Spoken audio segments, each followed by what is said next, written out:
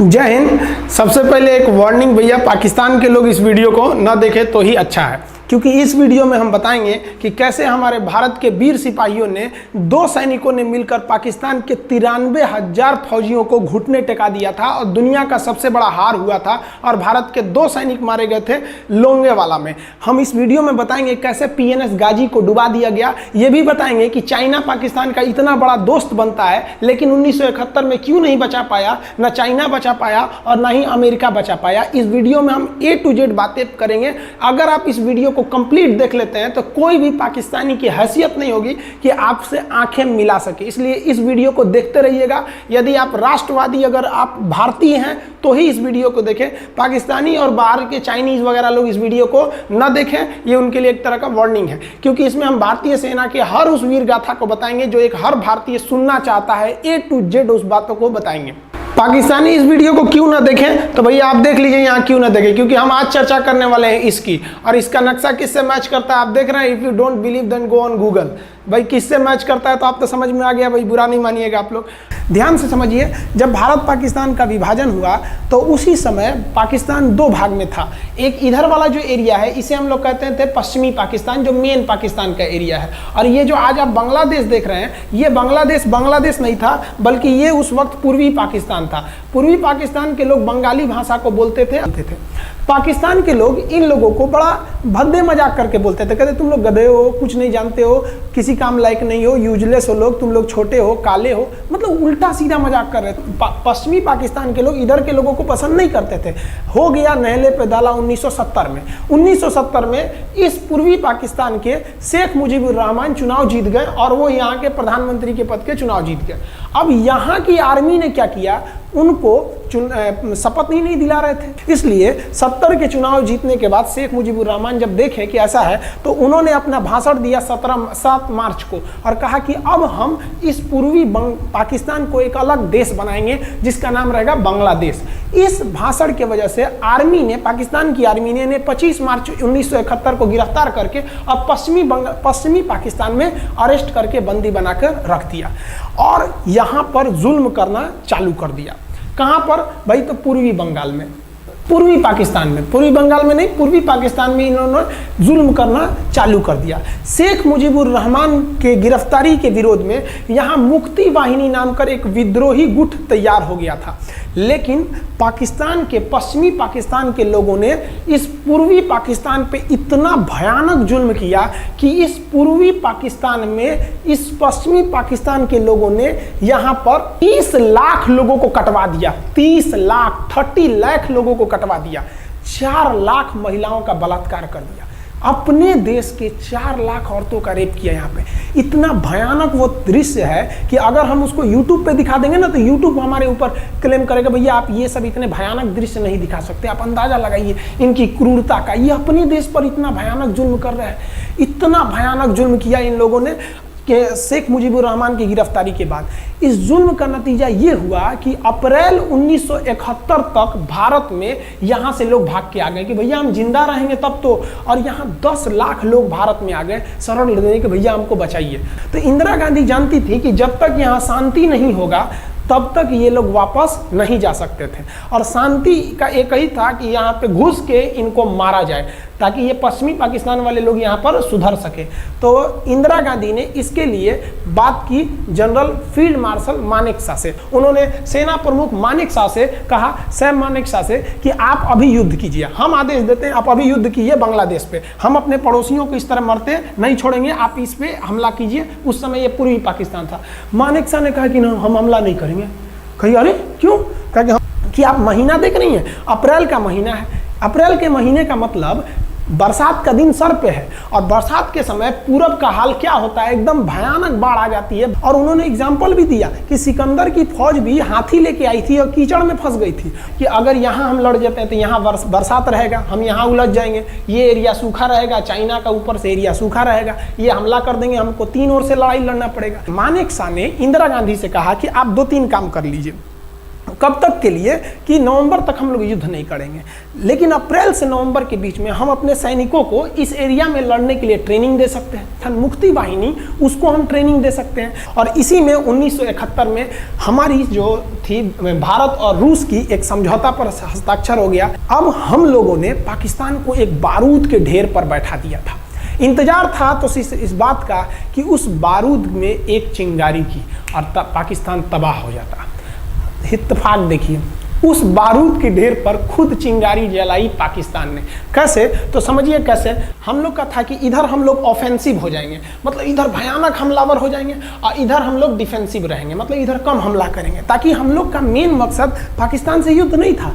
हमारा मेन मकसद था हमारे अपने बांग्लादेशी भाइयों पर जो जुल्म हो रहा था, जो उनकी बहनों को रेप हो रहा था, इतना भयानक किया था वहाँ पर पाकिस्तानियों ने कि बाप के सामने बेटी का रेप करते थे और उसके बाद बाप को मार के कहते थे तू भी रेप कर। इतना मतलब मानवता पूरी खत्म कर दिया गया वहाँ पर।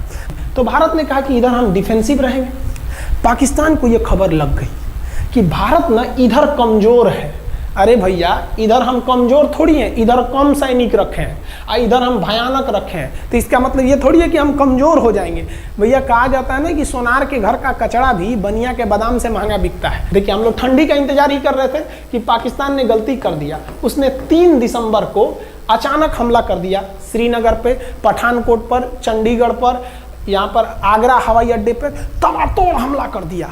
एयरफोर्स का इतना भयानक हमला पाकिस्तान का भारत पर हुआ कि भारत देखते रह गया। धड़ धड़ पाकिस्तान की जहाजें एंट्री मार गई सब भारत में, उसकी एयरफोर्स एंट्री कर दी। इतना भयानक हमला था, इतना भयानक कि भारत का एक भी सैनिक नहीं मरा। समझ रहे ना कितना भयानक हमला था।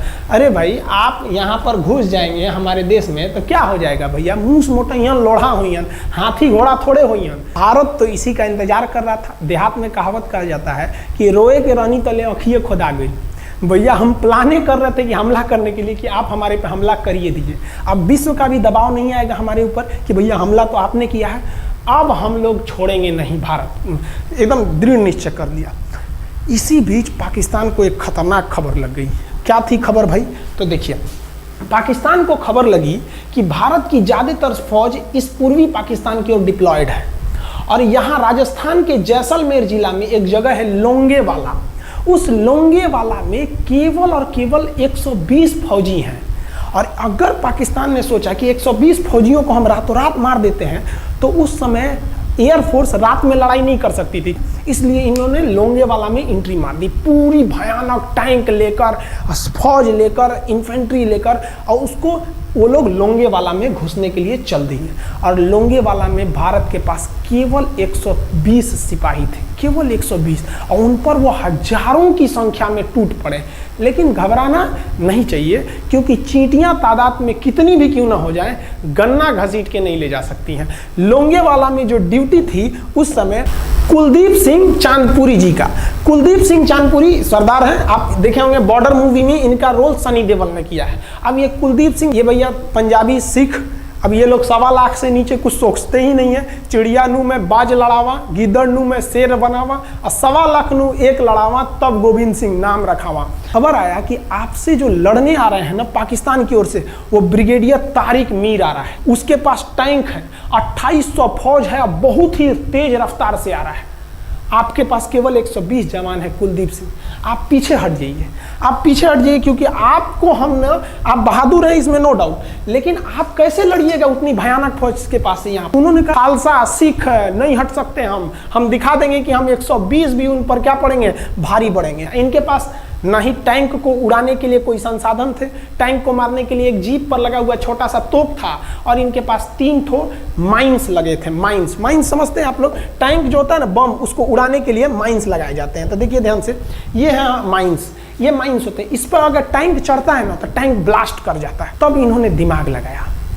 इन्होंने क्या किया, जो खाली रेगिस्तान था ना, उसमें ना आगे की ओर 3 ठो ओरिजिनल माइंस को लगा दिया, और जो खाना खाने वाला टिफिन होता है ना, 4 खंदे वाला, इसे, उस टिफिन को इन लोगों ने रातों रात ना बिछा दिया। ऐसे लाइन से, देखिए लाइन से। पाकिस्तान की टैंक आई तो शुरुआत में तो भैया ओरिजिनल माइंस था, धड़ाम से लगा, पाकिस्तान की टैंक उड़ गई। पाकिस्तान का एक टैंक उड़ा, फिर दूसरा उड़ा, तीसरा उड़ा, पाकिस्तानी एकदम डर गए सब।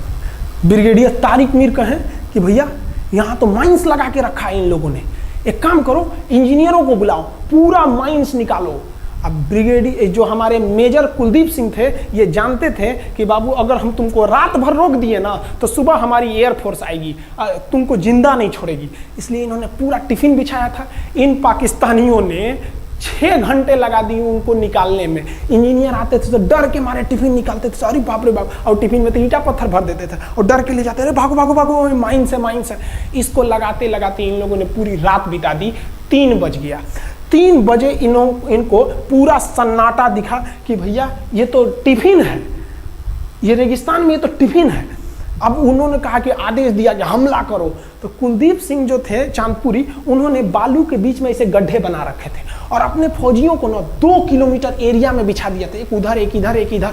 तो चारों ओर से फायरिंग होती थी। पाकिस्तानियों को लगी ना कि भैया हमको गलत इंफॉर्मेशन मिल गया है, 120 गो मिल के ऐसे थोड़े मारेगा सब। सोच रहा उधर से गोली इधर से गोली, धड़ाधड़ बम गोला दारू सब चल रहा है यहाँ पर। इतना भयानक कहीं कोई 120 आदमी मिल के ऐसे मारता है? नहीं भाई, इतना भयानक सुनसान एरिया में कहाँ से कौन मार रहा है? एकदम तबाही मचा दिया। कुलदीप सिंह चांदपुरी ने क्या तबाही मचाया था आप देखना चाहते हैं तो देखिए उन लोगों ने क्या तबाही मचाया था। ये है पाकिस्तान का टैंक, ये धज्जी उड़ गया था टैंक का, थुथुर तूर दिया इसका यहाँ पे। ये देखिए टैंक का, पाकिस्तानी देख रहे हैं कि भैया सब चक्का उक्का फेंका गया।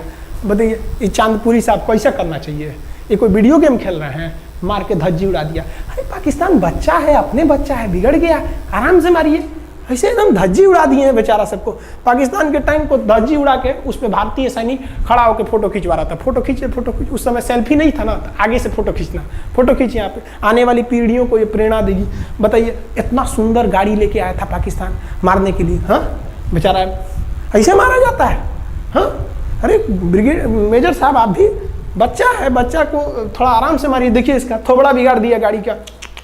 ओहो, ऐसे नहीं मारना चाहिए, लेकिन क्या कीजिएगा, बच्चा बिगड़ जाता है तो धोना ही पड़ता है। ये हाल कर दिया रात भर में। सोचिए रात में इतना बुरा मारा, दिन में दिखता तो पूछ डाल रहा पूरा। एकदम भयानक तबाही मचा दिया मेजर कुलदीप सिंह चांदपुरी ने। इनके आगे कौन खड़े थे? ब्रिगेडियर पाकिस्तान के ब्रिगेडियर साहब। ब्रिगेडियर साहब को कहने लगे भैया ये तो बहुत बुरा मार रहा है सब। तब तक हो गया सुबह, और सुबह के वक्त हमारे जो हंटर जहाज थे, उस समय जो जहाजें थी वो हंटर जहाज थी। ये हंटर जहाजें रात में नहीं उड़ सकती थी, लेकिन दिन में उड़ सकती थी। रात भर तक कुलदीप सिंह चांदपुरी ने ऐसा कूचा पाकिस्तानियों को, इतना कूच दिया कि भोर हुआ तो बाकी का कसर पूरा कर दिया हमारे हंटर विमानों ने। ये हंटर विमान जब आए सब तो इतना भयानक तबाही मचाए सब पाकिस्तान के जहाजों का कि आप हुलिया देखेंगे ना, पाकिस्तान के टैंक का ऐसे पड़ गया। ये सब टैंक पूरा तबाह हो गया, सब पूरी तरह ध्वस्त हो गया इतनी भयानक युद्ध में। 3 तारीख को पाकिस्तान ने हमले की शुरुआत की और ये 4 तारीख का शकल देखिए पाकिस्तान का। इतना भयानक धज्जी उड़ा दिया पाकिस्तान का जिसका कोई हद नहीं। पाकिस्तानियों को दुम दबा के भागना पड़ा। ब्रिगेडियर साहब भागे, कहें कि भाग भैया न तो ये सब जान ले लेगा सब। हम लोगों ने पाकिस्तान के टैंकों को अपने यहाँ रख लिया है म्यूजियम में। आज भी जाके देखिएगा ना तो इन टैंकों को डर के मारे पाकिस्तानी छोड़ के भाग गए कि भागो भाई यहाँ पर। ये 120 जवानों का जलवा था। और पाकिस्तानी कहते हैं कि हिंदुस्तान के लोग क्या लड़ेंगे? अरे भैया हम चीन पे वीडियो बनाए थे, आप पे नहीं बनाए थे, जो आप लोग हम लोग को बोल रहे थे कि पाकिस्तान हिंदुस्तानियों की औकात नहीं। देखिए अभी हम आपको औकात दिखाते हैं आपकी। ये आपका टैंक है, आके ले जाइए, हिम्मत है तो लेके जाके ये दिखाइए यहाँ पर। हाल तो ये हो गया था ना कि हम लोगों ने जो पाकिस्तानियों की जान ली थी ना, डर के मारे वो लाश उठाने नहीं आए थे, लाश को गिद्ध खा गए थे सब। हम लोग बोल रहे थे कि भैया हम गोली नहीं चलाएंगे, लाश लेके चल जाओ। हम नहीं जाएंगे, तुम लोग रेगिस्तान को कब्रिस्तान बना दिए हो। रेगिस्तान को कब्रिस्तान हम लोग हमला करने आए थे, शुरुआत तो तुमने किया था यहाँ पे। तो ये गिद्ध खाए थे सब, सफाई उफाई का काम ये किए थे सब। अब पाकिस्तान हम लोग को धमकी देता है। आज भी वो नहीं सुधरे हैं। आज भी हमने जो चाइना पे वीडियो बनाया था उस पर वो हमको धमकी देता है कि भारत की आर्मी कुछ नहीं कर सकती। अरे भैया आप सोचिएगा भी मत, अभी के समय में तो मत सोचिएगा। जानते हैं क्यों? देख लीजिए इधर अभी कौन बैठा है भारत में, समझ में आ रहा है? आप लोग तो पहले पाकिस्तान वाले लोग इस बात पर रिसर्च कीजिए कि इनमें ज़्यादा खतरनाक कौन है आपके लिए।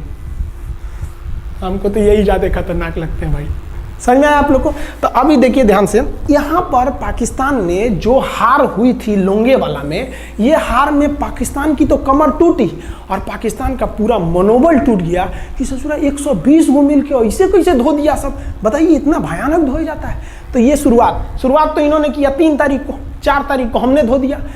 अब बचा नेवी कही कि भैया आर्मी को मौका दिए, एयरफोर्स को मौका दिए, रात में आर्मी धोई, सुबह में एयरफोर्स धोई, हम नहीं धोएंगे क्या? हम भी धोएंगे। नेवी कब पहुंची? 5 दिसंबर 1971 को कराची पहुंच गए और कराची में जब पहुंची ना तो कराची को तबाह कर दिया। इतना भयानक बम्बार्डमेंट किया कराची पर कि कई दिन तक कराची बंदरगाह पर आग लगा था और कराची बंदरगाह को तो उन्होंने ऐसा धज्जी उड़ाया जिसे लग रहा था सिंधु सभ्यता बना दिया उनको। तो पाकिस्तान की, पश्चिमी पाकिस्तान का कमर टूट गया। पाकिस्तान वालों ने कहा कि ससुरा सब बोल रहा था कि हम इधर डिफेंसिव है, यानी ज़्यादा हमला नहीं करेंगे, ज़्यादा हमला इधर करेंगे। ससुरा इधर कैसे मार रहा होगा सब, अभी इधर भी बताते हैं कैसे मारा सब। ये कराची पहुंच गया, आप देखेंगे क्या हाल किया था सब कराची पे। कराची में जब मारा गया था ना इन पाकिस्तानियों को, तो ये पाकिस्तानी भाग गए थे सब ग्वादर में, ये ग्वादर भाग गए। अभी इनसे ग्वादर भी जाने वाला है, पूरा राज्य चला जाएगा इनसे, बलूचिस्तान। छुप के गए थे लोग ग्वादर बंदरगाह पे। अगर हम झूठ बोल रहे हो तो आप खुद पता कीजिएगा अपने यहाँ के इतिहास में भाई, हिंदुस्तान ये ग्वादर बंदरगाह पे छुप गए थे सब। आप देखिए कराची का क्या हाल हुआ था उस समय, हमारे एयर नेवी ने क्या हाल किया था। पाकिस्तान का जितना जहाज बस मिल जाए कि भैया ये जहाज किसका है, तो भैया जब पता चले कि भैया ये जहाज पाकिस्तान का है, ये हाल हो जा रहा था जहाज का। यहाँ देख लीजिए इनका पूरा ध्वस्त का, भैया ऐसे मारा जाता है। हाँ, अरे भाई बच्चा को बच्चा की तरह मारना चाहिए। इंडिया की नेवी ने भी हद कर दिया, बताइए इस तरह मारा जाता है। हाँ, यहाँ देख लीजिए पूरा का पूरा धज्जी उड़ा दिया इन लोगों को। अरे भाई बच्चा है, बिगड़ गया है तो थोड़ा सा आराम से न मारिएगा, कि देख रहे हैं इस तरह से मारा पूरा पाकिस्तान के। कराची बंदरगाह उड़ गया। तो पाकिस्तान का तो इधर से तो पूरा का पूरा धज्जी उड़ा दिया।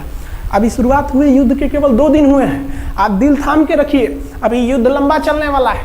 3 दिसंबर को स्टार्ट किए, 4 दिसंबर को हम लोग लोंगेवाला धो दिए, अब 5 दिसंबर को कराची। अब पाकिस्तान ने ना भारतीयों को तबाह करने के लिए, भारत का सबसे खतरनाक जहाज था INS विक्रांत। INS विक्रांत को बर्बाद करने के लिए ना इसने यहाँ से भेज दिया INS PNS गाजी को। गाजी एक पनडुब्बी थी, उसको आदेश दिया गया कि जाके मार के आओ, किसको? विक्रांत को। क्योंकि अगर विक्रांत जहाज डूब जाता तो वाकई उस समय हमको युद्ध जीतने में बहुत दिक्कत आ जाती।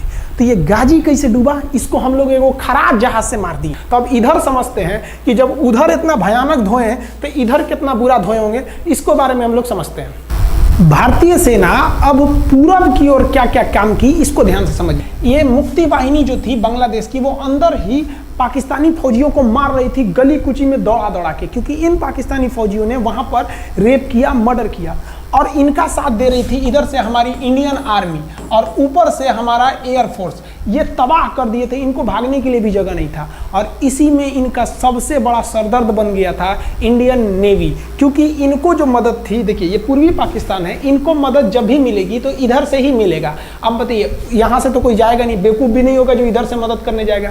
रास्ते में ही एयरफोर्स मार के गिरा देती थी, ट्रक वगैरह जाएगा नहीं, तो नेवी से ये इन लोग मदद देते थे। भैया यहाँ पे जो इनके फौजी लड़ रहे थे उनको खाना पीना भी खत्म हो गया था। अब इनको बर्बाद कर दिया भारत। INS विक्रांत, INS विक्रांत उस समय का बहुत बड़ा जहाज था इस साउथ एशिया के देशों का, और यहाँ से उस इतना बड़ा जहाज था कि उसके ऊपर से लड़ाकू जहाजें उड़ती थी। वो एयरफोर्स यहाँ से भी बम मारता था, मिसाइलें मारता था, ऊपर से लड़ाकू जहाजें और हेलीकॉप्टर छोड़ देता था, जो ताकि मुक्ति वाहिनी को कोई दिक्कत ना है। मुक्ति वाहिनी मारती थी और आर्मी पूरी तरह से उसने यहाँ से हमारा विक्रांत ने चटगांव बंदरगाह को तबाह कर दिया। अब बांग्लादेश का देखिएगा वर्तमान में, उस समय तो पूर्वी पाकिस्तान था, ये चटगांव उस समय पाकिस्तानी आर्मी नेवी का एक बहुत बड़ा केंद्र था। इधर हम लोग ने उड़ा दिया कराची, इधर उड़ा दिया हम लोग ने चटगांव। अब मुक्ति वाहिनी को कोई खास दिक्कत नहीं आ रहा था। अब पाकिस्तान ने कहा कि हर हाल में इस विक्रांत को बर्बाद करो। देखिए ये विक्रांत है, विक्रांत जहाज जो था इस पे से इसके ऊपर देखिए आपको लड़ाकू जहाजें दिखेंगी। PNS गाजी को क्या आदेश दिया गया था भाई कि तुमको जाना है और इस विक्रांत को बंगाल की खाड़ी में जाने के बाद इसी में डुबा देना है। अब पाकिस्तान वालों का इतना दिन तो अच्छा था नहीं, भारतीय खुफिया एजेंसी को पता चल गया कि पाकिस्तान की पनडुब्बी वो समुद्र के अंदर अंदर चलती है, उसको साइलेंट किलर कहा जाता है। पाकिस्तान की पनडुब्बी चल दी है पश्चिमी पाकिस्तान से बंगाल की खाड़ी की ओर, ये अरब सागर से बंगाल की खाड़ी की ओर चल दिया। अब विक्रांत को बचाना हर हाल में जरूरी था, इसलिए हम लोग विक्रांत को छुपा दिए, मतलब थोड़ा सेफ्टी दे के रखने लगे।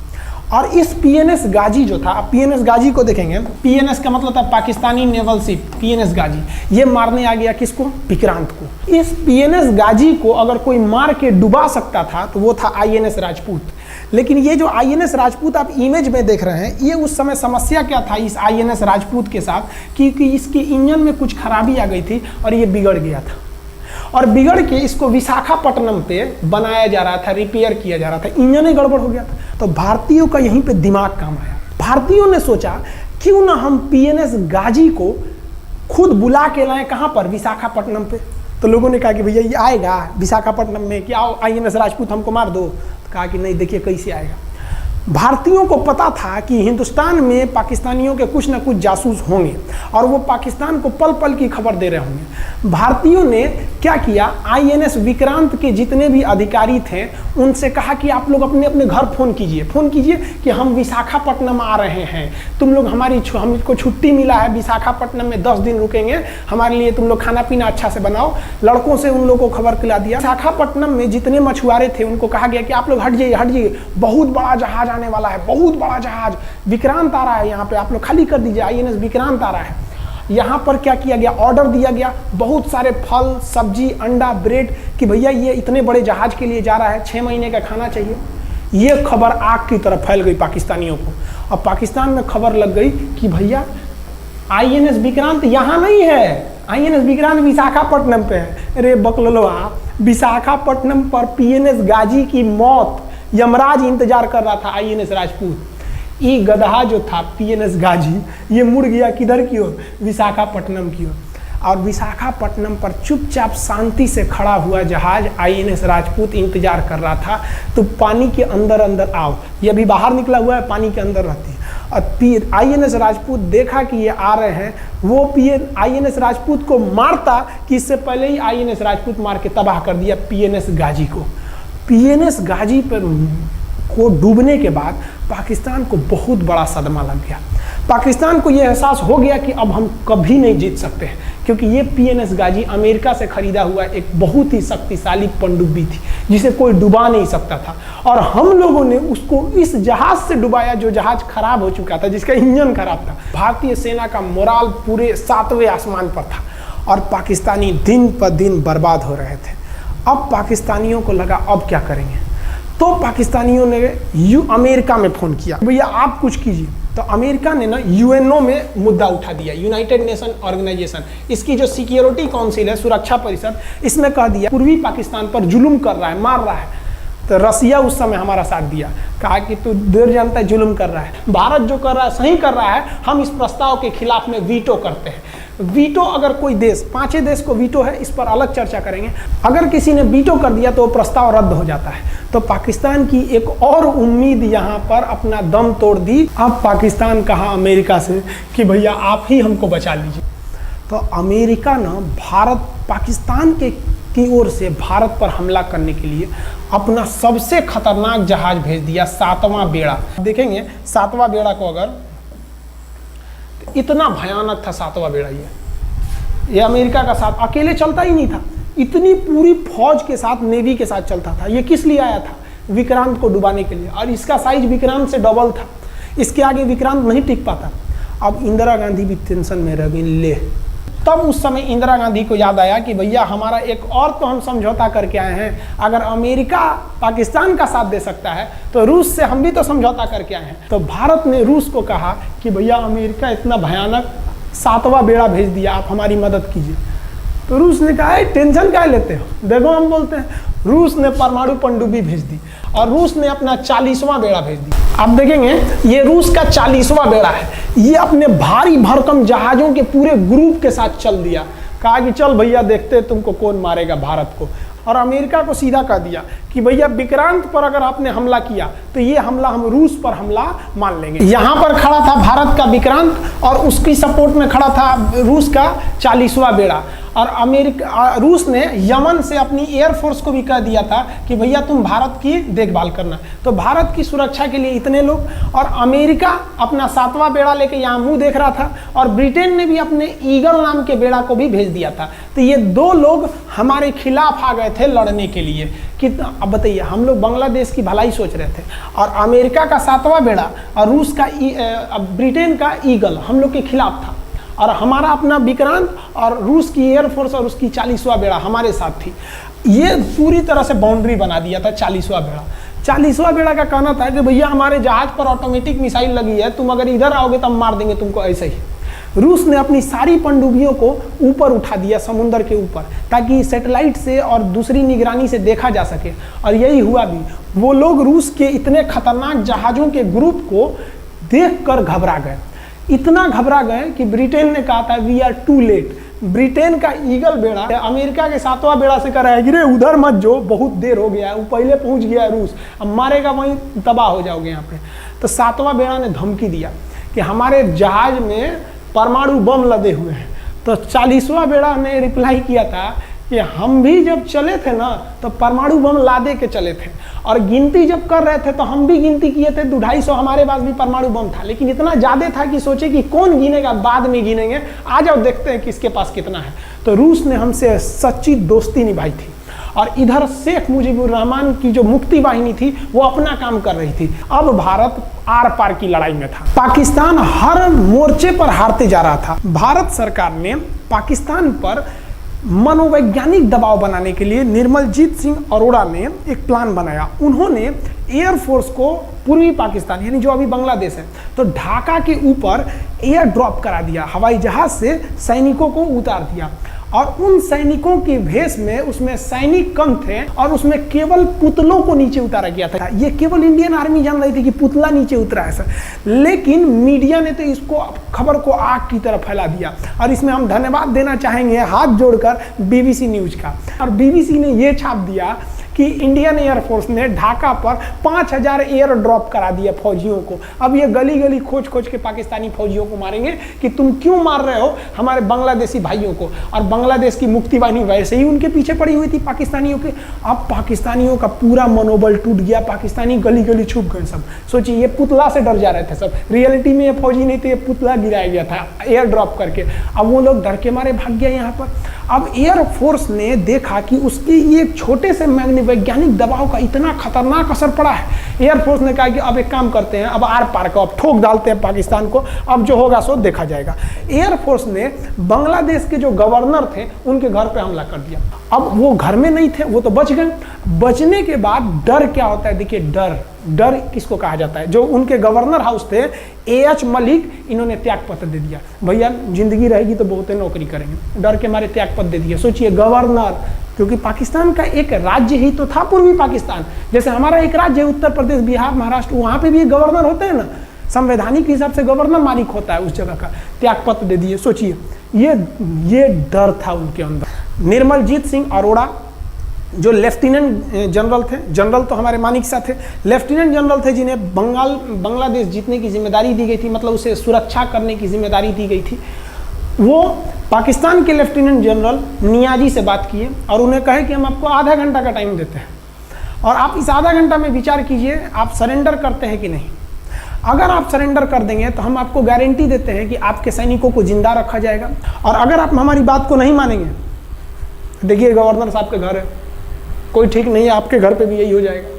क्योंकि अगर आप हमारे सामने सरेंडर नहीं करिएगा तो याद रखिए हम अपने हमले को 10 गुना और तेज कर देंगे। और हाथ तो आप चारों ओर से गए हैं। भारत चाहता था कि जल्दी से जल्दी इस युद्ध को खत्म किया जाए, क्योंकि अब ये अंतर्राष्ट्रीय मैटर हो चुका था। अब अमेरिका अपना नाक पे ले लिया था कि भैया हमारा जहाज मार के गिरा दिया। PNS गाजी उसी की पनडुब्बी थी, वो तो पाकिस्तान को दिया। 7वां बेड़ा को नहीं घुसने दिया, तो अमेरिका की किरकिरी हो रही थी। ब्रिटेन के ईगल को घुसने नहीं दिया, उसकी किरकिरी हो रही थी। अब भारत को उस समय लोग कहते कि ये गरीब देश है, अभी आज़ाद हुआ है। 1971 में हमारी यही हाल थी, और सारे लोग कह रहे थे ससुरा हम उसको गरीब समझ रहे थे, रुआ के रख दिया अमेरिका को, हर जगह धो दिया पाकिस्तान को। अब बेचारे नियाजी क्या कर सके?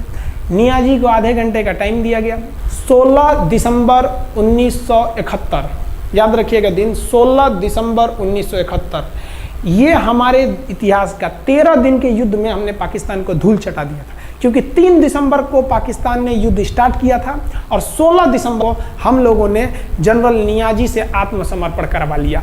और आत्मसमर्पण आप देखना चाहेंगे जनरल नियाजी का। जनरल नियाजी इन्होंने हमारे लेफ्टिनेंट जनरल निर्मलजीत सिंह अरोड़ा के सामने आत्मसमर्पण साइन किया, और साइन करने के बाद बांग्लादेश के ढाका रेस कोर्स में इन्होंने साइन किया और इनकी आंखों में आंसू था। एक देश के सेनापति के लिए इससे शर्म की बात क्या है, जो गिनीज बुक में नाम रिकॉर्ड करा दिया। गिनीज बुक में कैसे? देखिए, पाकिस्तान के लोग हम चाइना के वीडियो बनाए थे, उस पर कमेंट कर रहे थे कि इंडियन आर्मी कुछ नहीं कर सकती। देखो, बांग्लादेश तुम्हारी बहादुरी का जीता जागता उदाहरण है।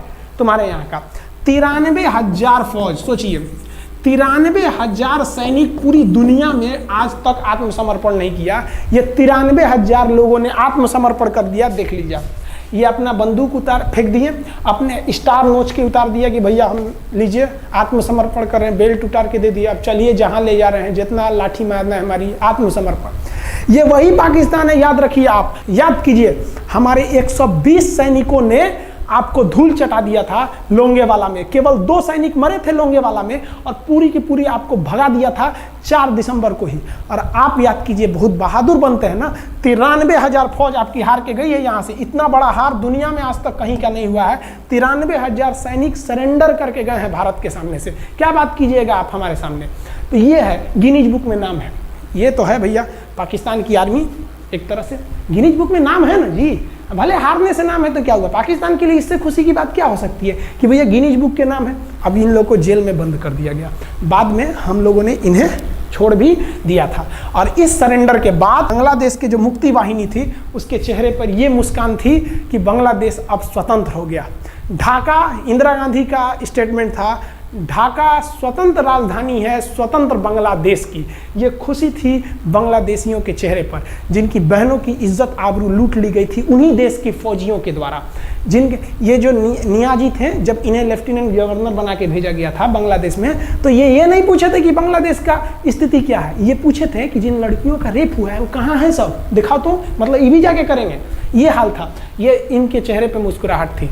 बाद फिर मुजीबुर रहमान को पाकिस्तान से स्वतंत्र कराया गया। भारत ने जो अपना वादा किया था कि शेख मुजीबुर रहमान को स्वतंत्र करेंगे, बांग्लादेश को स्वतंत्रता दिलाएंगे, उनके अधिकारों के लिए लड़ेंगे, भारत ने अपने वादा को पूरा किया।